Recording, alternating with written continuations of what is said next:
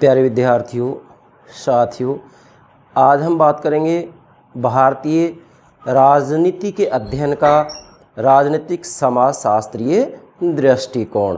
जैसा कि मैंने यहाँ नोट किया है, भारतीय राजनीति अध्ययन का राजनीतिक समाजशास्त्रीय दृष्टिकोण मीन्स आज का जो हमारा लेक्चर होगा इस बात से संबंधित होगा कि क्या भारत की राजनीति, क्या भारत की राजनीतिक व्यवस्था, क्या भारत की सरकार सामाजिक व्यवस्था से प्रभावित होती है। अर्थात भारत के अंतर्गत आप वास्तविक रूप में राजनीतिक व्यवहार को गहराई से समझना चाहते हैं तो इसके लिए समाज व्यवस्था की जानकारी होना अति आवश्यक है। मतलब जब राजनीति को, राजनीतिक व्यवस्था को, सरकार को, शासन को समाज शास्त्रीय सिद्धांतों के आधार पर समझने का प्रयास किया जाता है तो उसे ही समाजशास्त्रीय या राजनीतिक समाजशास्त्रीय दृष्टिकोण की संज्ञा दी जाती है। कैसे? जैसे मान लीजिएगा राजनीति विज्ञान के अंतर्गत अनेकों सिद्धांत चलते हैं। जैसे मैं आपको कहूं राजनीतिक समाजीकरण का सिद्धांत, तो राजनीतिक समाजीकरण का सिद्धांत वास्तव में राजनीति को समाज व्यवस्था के आधार पर समझने का प्रयास करता है। यहाँ पर जो समाजीकरण शब्द है वह समाजशास्त्र से लिया गया है। ठीक इसी प्रकार से राजनीतिक भूमिका, पॉलिटिकल रोल, तो भूमिका शब्द भी यहाँ पर समाजशास्त्र से लिया है। ठीक इसी प्रकार से आमर्नेम पावेल ने एक सिद्धांत दिया है, क्या? संरचनात्मक प्रक्रियात्मक उपागम, जिसके आधार पर राजनीति को समझने का प्रयास किया जाता है, चाहे भारत की राजनीति हो या दुनिया के किसी भी देश की राजनीति क्यों ना हो। तो आमर्नेम पावेल ने उपागम दिया है, कौन सा? संरचनात्मक प्रक्रियात्मक उपागम। तो वास्तविक रूप में यहाँ पर जो प्रकारीय शब्द है वह समाजशास्त्र से ही लिया गया है। वैसे प्रकारीय शब्द प्रारंभ में जीव विज्ञान के अंतर्गत चला था। कहाँ चला था? जीव विज्ञान के अंतर्गत। तो वास्तविक रूप में यदि देखा जाए तो समाजशास्त्र में टालकट पार्सन्स के द्वारा प्रकारीय शब्द का प्रयोग किया गया था और यहीं से अर्थात समाजशास्त्र से ही राजनीति को समझने के लिए राजनीति विज्ञान के अंतर्गत इसका प्रयोग किया गया और आमर्नेम पावेल ने इसके ऊपर पूरा सिद्धांत दे दिया जिसे नाम दिया गया संरचनात्मक प्रक्रियात्मक उपागम। तो मेरे कहने का मूल भावार्थ ये है कि यदि आपको भारत की राजनीति को, भारत के संविधान को, भारत की राज्य व्यवस्था को, भारत की सरकार को गहराई से उसके अंतःस्थल तक एक एक परत को समझना है तो समाजशास्त्रीय सिद्धांतों का सहारा लेना ही पड़ेगा। जब राजनीति को समझने के लिए समाजशास्त्रीय सिद्धांतों का सहारा लिया जाता है तो उसे ही राजनीतिक समाजशास्त्रीय दृष्टिकोण की संज्ञा दी जाती है। तो मेरे प्राणों से प्यारे विद्यार्थियों, प्रतिदिन जो मैं एक लेक्चर मेरे यूट्यूब चैनल पर अपलोड करता हूं उसकी जानकारी, सूचना आपको प्राप्त हो सके इसके लिए हमारे यूट्यूब चैनल को सब्सक्राइब अवश्य कीजिएगा। आशा करता हूं आपने सब्सक्राइब कर दिया होगा। Thank you very much, thank you very much. Yes प्यारे विद्यार्थियों, यदि मैं चाहता तो भारतीय संविधान को सीधा ही मैं संविधान सभा से शुरू कर देता, लेकिन ये दृष्टिकोण किस लिए समझा रहा हूँ मैं इसलिए समझा रहा हूँ जिससे कि आप भारतीय संविधान को गंभीरता से, गहराई से, उसके अंत स्थल तक जाकर के समझ सकें।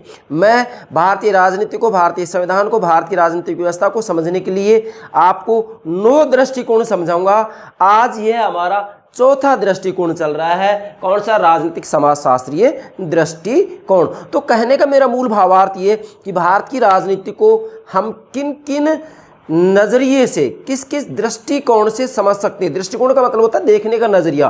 तो यहाँ इस दृष्टिकोण के अंतर्गत भारत की राजनीति को, भारत के संविधान को जो देखने का नजरिया है या भारत की राजनीति को समझने का जो तरीका है वह समाजशास्त्रीय, मतलब वास्तविक रूप में सामाजिक सिद्धांतों या सामाजिक व्यवस्था के सिद्धांतों या समाज शास्त्र के सिद्धांतों के द्वारा या समाज शास्त्र की जो अवधारणाएं उनके द्वारा या समाज शास्त्र की पद्धतियों के द्वारा भारत की राजनीति को, भारत की राजनीतिक व्यवस्था को, भारत के संविधान को, भारत की सरकार को समझने का प्रयास किया जाता है और यही प्रयास क्या कहलाता है? दृष्टिकोण कहलाता है, जिससे कि समाजशास्त्रीय दृष्टिकोण की संज्ञा दी जाती है। मतलब जब राजनीति को समझने के लिए समाजशास्त्र के सिद्धांतों को अपनाया जाता है तो वह ही समाजशास्त्रीय दृष्टिकोण कहलाता है। अब देखो यहाँ मैंने आपके लिए 2 डायग्राम बनाए, दोनों डायग्राम समझिएगा, उसके बाद में इस सिद्धांत को समझने में कोई दिक्कत नहीं है। तो सबसे पहले तो ये बात स्पष्ट हो जानी चाहिए कि दृष्टिकोण को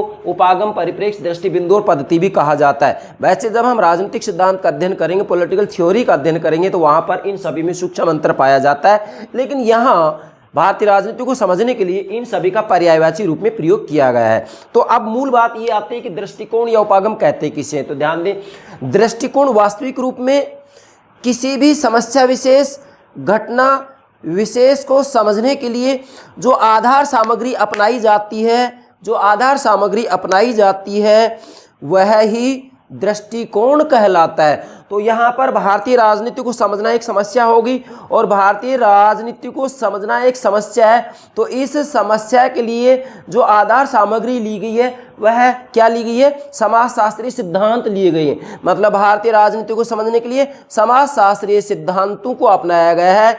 यही क्या कहलाता है? दृष्टिकोण कहलाता है। कैसे? मैंने यहाँ लिखा है कि दृष्टिकोण, आप नोट कीजिएगा, दृष्टिकोण समस्याओं या प्रश्नों के, तो समस्या क्या होगी? भारतीय राजनीति को समझना है, भारतीय राजनीति का अध्ययन करना है। समस्याओं या प्रश्नों के चुनाव में प्रयुक्त कसौटियां और अनुसंधान के लिए ली गई आधार सामग्री। तो यहाँ पर भारतीय राजनीति को समझना एक प्रकार से समस्या होगी, प्रश्न होगा, विषय वस्तु होगी, घटना होगी। तो भारतीय राजनीति को समझने के लिए जो आधार सामग्री ली गई है वो क्या ली गई है? समाजशास्त्रीय सिद्धांत लिए गए। तो भारतीय राजनीति को समझने का जो नजरिया है वो क्या है? समाजशास्त्रीय सिद्धांत है।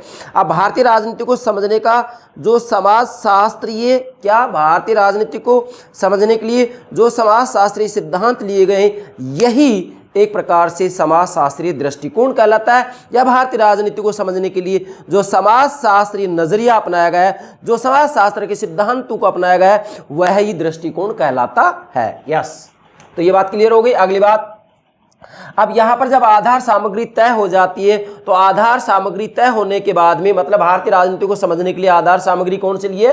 समाजशास्त्रीय सिद्धांत लिए। मतलब वास्तविक रूप में समाजशास्त्र के सिद्धांतों के आधार पर भारतीय राजनीतिक व्यवस्था को समझने का प्रयास किया जा रहा है। तो आधार सामग्री लेने के बाद में जो अगला चरण आएगा, अगला चरण है वो सिद्धांत है। मतलब यहाँ दृष्टिकोण तय होने के बाद में फिर अगला चरण सिद्धांत आता है और सिद्धांतों से फिर राजनीति के बारे में भविष्यवाणी की जा सकती है, जैसे मैंने यहाँ नोट भी किया, भविष्यवाणी।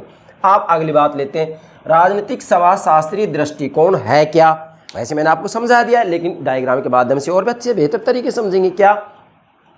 राजनीतिक प्रक्रियाओं की वास्तविकता को समझने के लिए समाजशास्त्रीय सिद्धांतों का प्रयोग किया है। मतलब वास्तविक रूप में राजनीतिक समाजशास्त्रीय दृष्टिकोण का सीधा सा भाव ये होगा, क्या होगा कि राजनीतिक प्रक्रियाओं की, मतलब जैसे व्यवस्थापिका, कार्यपालिका और न्यायपालिकाओं के द्वारा जो कार्य किए जाते हैं, क्योंकि ये राजनीतिक संस्थाएं हैं, व्यवस्थापिका, कार्यपालिका और न्यायपालिका, तो राजनीतिक प्रक्रियाओं की वास्तविकता को समझने के लिए समाजशास्त्रीय सिद्धांतों का प्रयोग किया है। मतलब जब राजनीति को समझने के लिए, जब राजनीतिक गतिविधियों को समझने के लिए, जब राजनीतिक प्रक्रियाओं को समझने के लिए समाजशास्त्रीय सिद्धांतों का प्रयोग किया जाता है तो इसे राजनीतिक समाजशास्त्रीय दृष्टिकोण की संज्ञा दी जाती है। जैसे भारत की राजनीति को ठीक से समझना हो तो इसके अंतर्गत आप देखिएगा, जैसे राजनीतिक संस्कृति का उपागम है, राजनीतिक समाजीकरण का उपागम है, इसी के साथ में संरचनात्मक प्रक्रियात्मक उपागम है, राजनीतिक भूमिका उपागम है। तो ये डेफिनेटली ये सारे के सारे शब्द समाजशास्त्र से लिए गए। मतलब भूमिका शब्द, प्रकार्य शब्द, संस्कृति शब्द, समाजीकरण शब्द, ये सारे के सारे समाजशास्त्र के सिद्धांत है। तो इन सिद्धांतों के आधार पर राजनीति को, भारतीय राजनीति को जब समझा जाता है तो वही राजनीतिक समाजशास्त्रीय दृष्टिकोण कहलाता है। जैसे हम भारतीय राजनीति को समझने के लिए यहाँ की राजनीतिक संस्कृति का अध्ययन करेंगे, भारत की राजनीतिक भूमिका का अध्ययन करेंगे, भारत में संरचनात्मक प्रक्रियात्मक दृष्टिकोण के आधार पर व्यवस्थापिका, कार्यपालिका और न्यायपालिका की वास्तविक प्रक्रियाओं को, गतिविधियों को समझने का प्रयास करेंगे। भारत में वास्तविक रूप में मतदाताओं को किस तरीके से राजनीति के बारे में क्या सिखाया जा रहा है, तो इसके लिए समाजीकरण सिद्धांत का प्रयोग करेंगे, जो कि राजनीति विज्ञान में राजनीतिक समाजीकरण बन जाएगा, पॉलिटिकल सोशलाइजेशन। तो डेफिनेटली राजनीतिक प्रक्रियाओं को, राजनीतिक गतिविधियों को राजनीतिक संस्थाओं के द्वारा जो गतिविधियां की जाती है, राजनीतिक संस्थाएं मीन्स व्यवस्थापिका, कार्यपालिका, न्यायपालिका, तो राजनीतिक संस्थाओं के द्वारा जो गतिविधियां की जाती है, जो प्रक्रियाएं की जाती है, उनकी वास्तविकता को, रियलिटी को, वास्तविकता को समझने के लिए समाजशास्त्रीय सिद्धांतों का जब प्रयोग किया जाता है तो वह ही राजनीतिक समाजशास्त्रीय दृष्टिकोण कहलाता है। जैसा कि फिर से कह रहा हूँ, भारतीय राजनीति को समझने के लिए यहाँ पर वास्तविक रूप में जैसे राजनीतिक भूमिका का अध्ययन किया जाता है तो राजनीतिक भूमिका, भूमिका शब्द रोल शब्द समाजशास्त्र से लिया गया है। ठीक इसी प्रकार से यहाँ पर मतदाता राजनीति के बारे में कैसे सीखते हैं, क्या सीखते हैं, तो ये समाजीकरण शब्द जो है, समाजीकरण का मतलब होता है सीखने की प्रक्रिया, तो समाजीकरण शब्द समाजशास्त्र से लिया गया है और जब राजनीति को समझने का प्रयास किया जाता है तो इसे राजनीतिक समाजीकरण कह दिया जाता है। तो डेफिनेटली आप यहाँ ये मानेंगे कि जब राजनीतिक व्यवस्था को, भारत की राजनीति को, भारत की संविधान को, भारत के शासन को समझने के लिए समाजशास्त्र के सिद्धांतों का प्रयोग किया जाता है तो उसे ही राजनीतिक समाजशास्त्री दृष्टिकोण कहा जाता है। जैसा कि फिर मैंने अगली दूसरी बात लिखी है, जो राजनीतिक व्यवहारों एवं घटनाओं पर प्रकाश डालते हैं। यहाँ राजनीतिक है, राज का मतलब राजनीतिक, जो राजनीतिक व्यवहारों एवं घटनाओं पर प्रकाश डालते हैं, मतलब वास्तविक रूप में जो समाजशास्त्री सिद्धांत हैं, समाजशास्त्र के अंतर्गत जो विभिन्न प्रकार के सिद्धांत हैं, जैसे हम कहें भूमिका का सिद्धांत है, प्रकार्य का सिद्धांत है, समाजीकरण का सिद्धांत है, ये सब समाजशास्त्र के सिद्धांत है। तो इन सिद्धांतों से वास्तविक रूप में राजनीतिक व्यवहारों एवं घटनाओं के ऊपर प्रकाश डाला जाता है। मतलब राजनीति की वास्तविकता को, राजनीति के अंतः स्थल को, राजनीति की गहराई को, राजनीति की वास्तविकता को समझने का प्रयास किया जाता है। और जब राजनीति की वास्तविकता को, राजनीतिक गतिविधियों को, राजनीतिक प्रक्रियाओं को, अर्थात राजनीतिक संस्थाओं की प्रक्रियाओं और गतिविधियों की वास्तविकता को समझने का प्रयास किया जाता है, किसके आधार पर? समाजशास्त्री सिद्धांतों के आधार पर, तो उसे ही राजनीतिक समाजशास्त्री दृष्टिकोण की संज्ञा दी जाती है। क्योंकि दृष्टिकोण का मतलब होता है देखने का नजरिया। तो भारत के अंतर्गत वास्तविक रूप में भारतीय राजनीति को समझने के लिए जब समाजशास्त्रीय सिद्धांतों को अपनाया जाता है या समाजशास्त्र के सिद्धांतों के आधार पर भारत की राजनीति को समझने का प्रयास किया जाता है तो उसे ही राजनीतिक समाजशास्त्री दृष्टिकोण कहा जाता है। क्यों? क्योंकि यहाँ राजनीति को समझने का जो नजरिया है वह क्या है? समाजशास्त्रीय सिद्धांत है। ठीक है, अब चलिए एक एक बात लेते हैं हम। एक विद्वान है कैटलिन कह रहे हैं कि राजनीति संगठित समाज का अध्ययन है। देखिएगा भाई, वास्तविक रूप में देखा जाए तो राजनीति क्या है? संगठित समाज का अध्ययन है।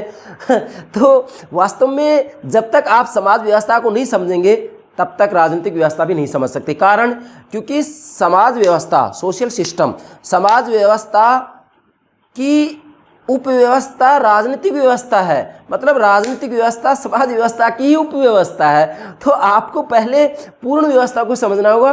तो सामाजिक व्यवस्था, सोशल सिस्टम पूर्ण व्यवस्था है, तो सामाजिक व्यवस्था को समझेंगे तभी आप उसकी उपव्यवस्था राजनीतिक व्यवस्था को समझेंगे। और वैसे भी राजनीति संगठित समाज का अध्ययन है। अब राजनीति संगठित समाज का अध्ययन है तो सबसे पहले हमको समाज का अध्ययन करना ही पड़ेगा, अर्थात सामाजिक क्रियाओं, प्रक्रियाओं, गतिविधियों को समझना ही पड़ेगा। जब तक हम सामाजिक समाज व्यवस्था की जो प्रक्रियाएं, गतिविधि है उनको नहीं समझेंगे तब तक हम राजनीति को भी नहीं समझ सकते। ठीक है, तो आप यहां पर ये बात ध्यान रखेंगे कि समाज व्यवस्था की उपव्यवस्था क्या है? राजनीतिक व्यवस्था है। हम किसका अध्ययन करें? राजनीतिक व्यवस्था का अध्ययन कर रहे हैं।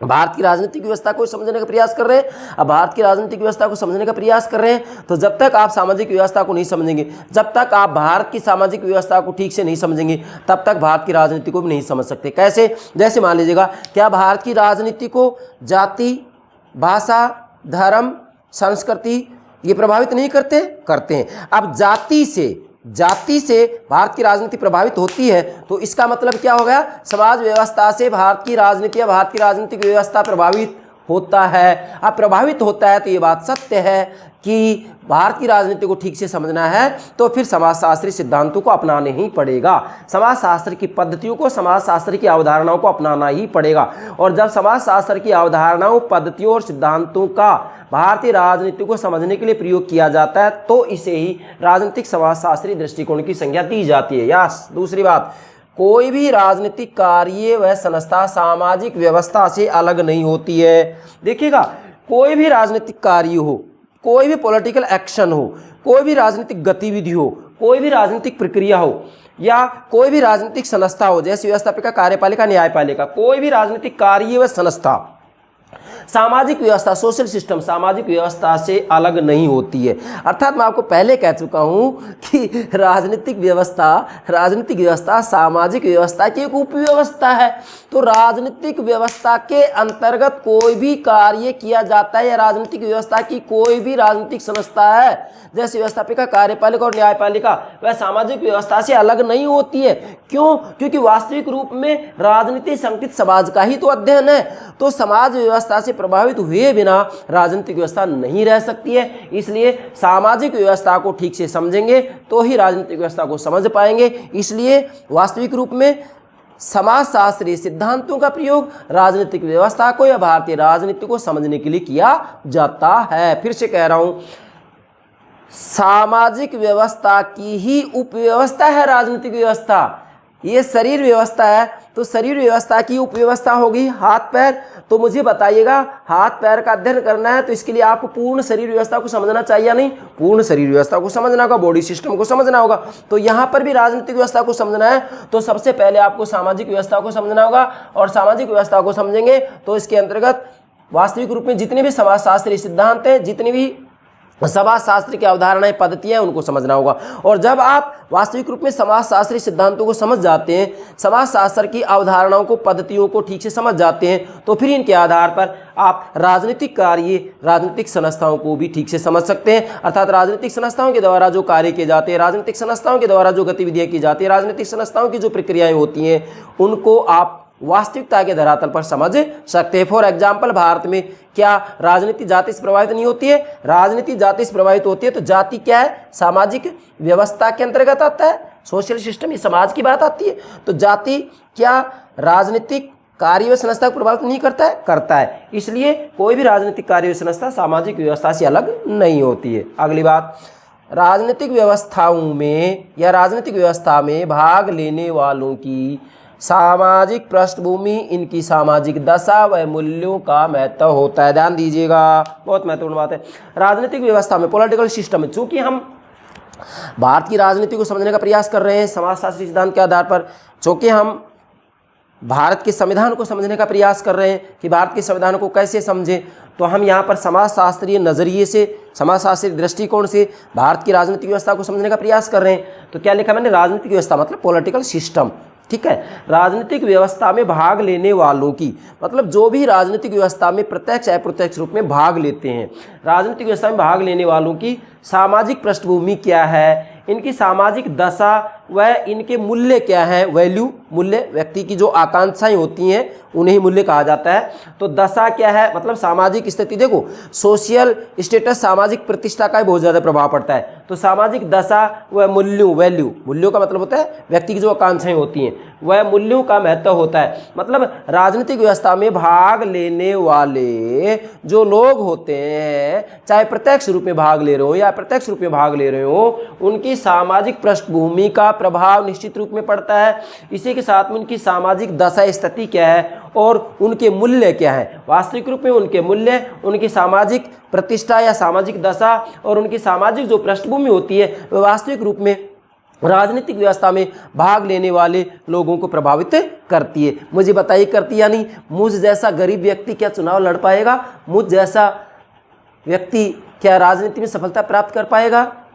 बहुत ज़्यादा समस्याएं आएंगी। कारण कि मेरी सामाजिक पृष्ठभूमि क्या है, मुझे स्वयं को मालूम है, मेरी बैकग्राउंड क्या है, इसी के साथ मेरी सामाजिक दशा स्थिति क्या है और मेरे मूल्य क्या है। मेरे मूल्य तो यही है कि राजनीति अपराधियों की शरण स्थली नहीं है, राजनीति अपराधियों की अंतिम शरण स्थली नहीं है, जबकि किताबों में लिखा गया राजनीति अपराधियों की अंतिम शरण स्थली है। मैं विद्यार्थियों को रटाता हूँ कि राजनीति बुद्धिमान लोगों की अंतिम शरण स्थली होनी चाहिए। तो मुझे बताइएगा, अगर इस बात के ऊपर मैं चलूँगा तो क्या मैं चुनाव जीत पाऊँगा? नहीं जीत पाऊँगा। इसलिए राजनीतिक व्यवस्था में भाग लेने वालों की सामाजिक पृष्ठभूमि, इनकी सामाजिक दशा व मूल्यों का महत्व होता है। मतलब वास्तविक रूप में राजनीतिक व्यवस्था में जो भाग लेने वाले व्यक्ति होते हैं, उनकी सामाजिक पृष्ठभूमि, सामाजिक दशा और मूल्य किसी न किसी रूप में उनको प्रभावित करते हैं। नेक्स्ट, राजनीति में होने वाली प्रक्रियाओं का अध्ययन एक व्यापक सामाजिक संदर्भ में उचित प्रकार से हो सकता है। ध्यान दीजिएगा, राजनीति में होने वाली प्रक्रियाओं का अध्ययन, अर्थात वास्तविक रूप में राजनीतिक व्यवस्था के अंतर्गत जो विभिन्न प्रकार की गतिविधियां होती हैं, विभिन्न प्रकार की जो प्रक्रियाएं होती हैं, विभिन्न प्रकार के जो कार्य किए जाते हैं राजनीतिक संस्थाओं के द्वारा, व्यवस्थापिका, कार्यपालिका, न्यायपालिका के द्वारा, तो प्रक्रियाओं का अध्ययन एक व्यापक सामाजिक संदर्भ में ही उचित प्रकार से हो सकता है। अर्थात वास्तविक रूप में यदि आप राजनीति को, भारतीय राजनीति को गंभीरता से, गहराई से, उसकी वास्तविकता को समझना चाहते हैं, उसके अंत स्थल तक जाकर के राजनीति की वास्तविकता को समझना चाहते हैं, या राजनीति की एक एक परत को आप ठीक से समझना चाहते हैं, क्योंकि राजनीति में विभिन्न प्रकार की परतें होती हैं,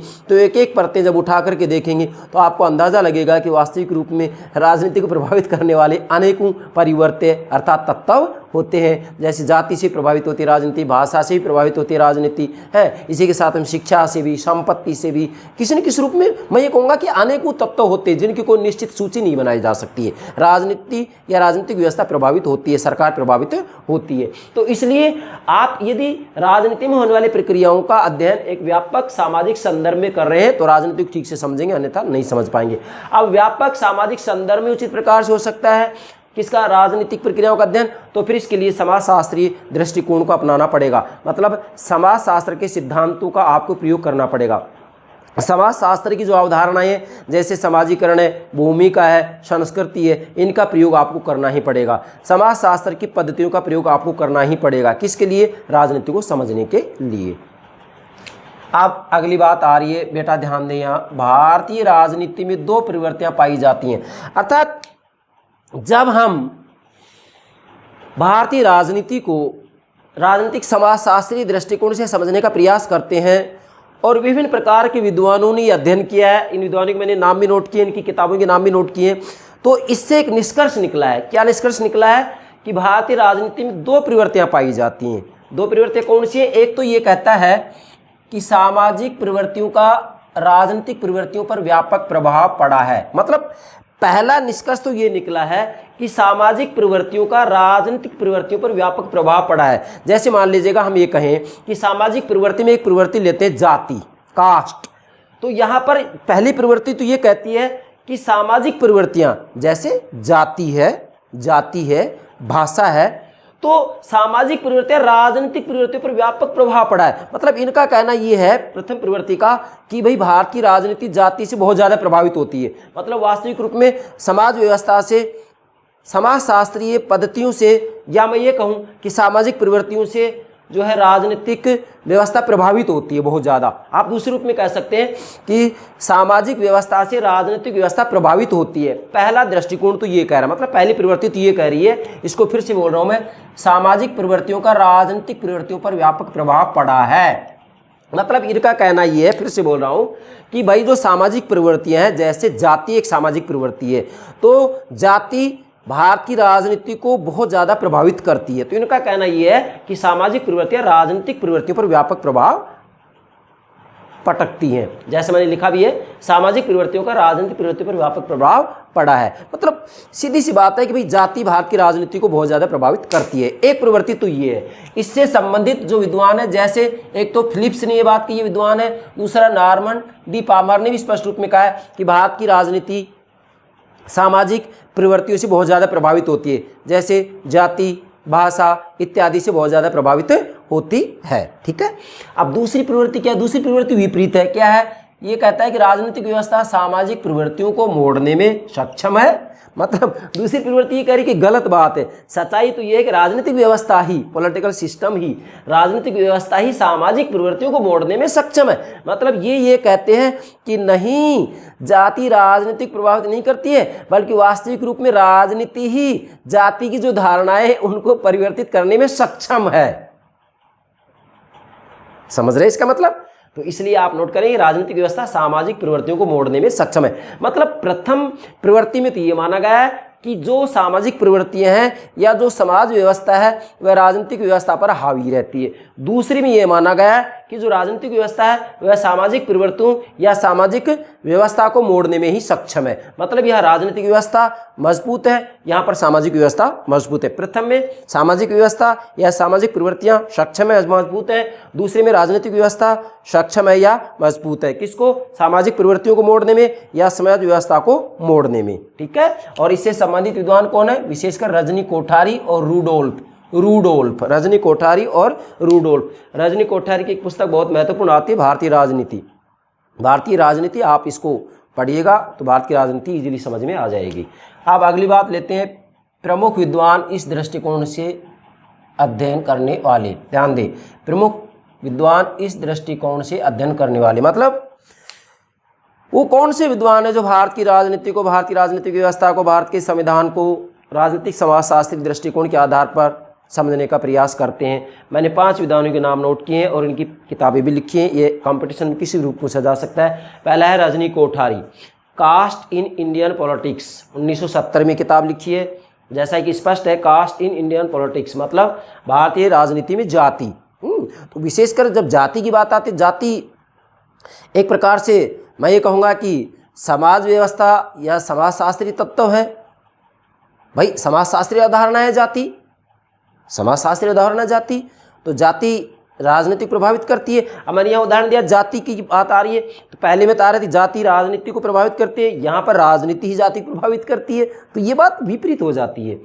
दूसरा है FG बेले, ये कह रहे हैं पॉलिटिक्स एंड सोशल चेंज, 1963 में लिखी है, क्या, राजनीति और सामाजिक परिवर्तन। तीसरा विद्वान है L&S रूडोल्फ, ये इनकी पुस्तक का नाम है द मॉडर्निटी ऑफ ट्रेडिशन, 1967 में लिखी किताब। तीसरे विद्वान है R भास्करन